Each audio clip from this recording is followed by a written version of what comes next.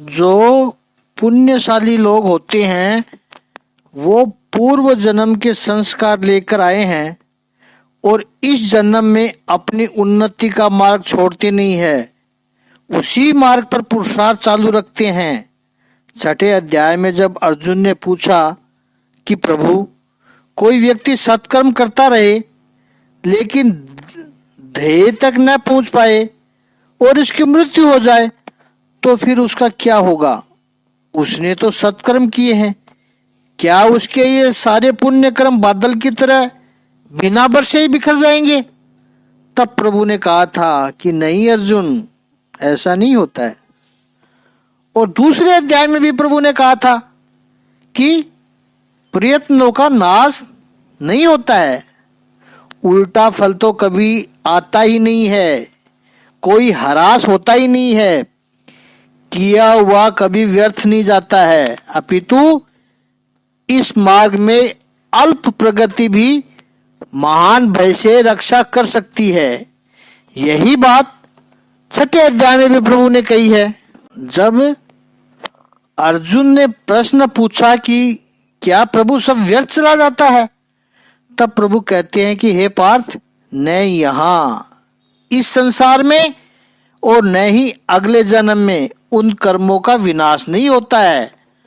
तो जो पूर्व जन्म के सुकृत कर्म लेकर आए हैं और उन्हीं का ही अनुसंधान करके आगे बढ़ रहे हैं, ऐसे भक्त 4 प्रकार के होते हैं: आर्त, जिज्ञासु, अर्थार्थी और ज्ञानी।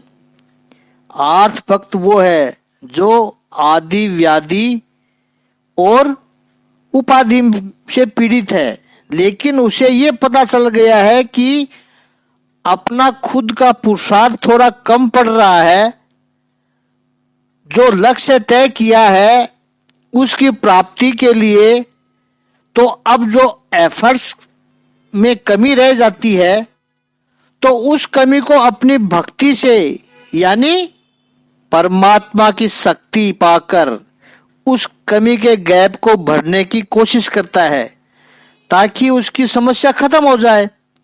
ये आर्थ भक्त है, लेकिन ऐसे भक्त की कुछ लिमिटेशन भी है। ऐसा भक्त वो है कि जिसकी अपनी शक्ति कम पड़ जाए, जीवन में कष्ट आए, तब उसकी निवृत्ति के लिए प्रभु से जुड़ता है।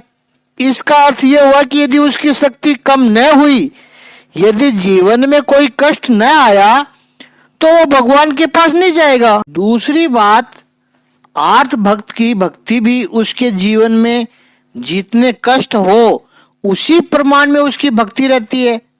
कष्ट यदि कम हो तो भक्ति भी कम, और जीवन में कष्ट न हो तो रास्ते में मंदिर भी पड़ेगा तो बाहर से ही मत्था झुकाकर निकल जाएगा, अंदर भी नहीं जाएगा।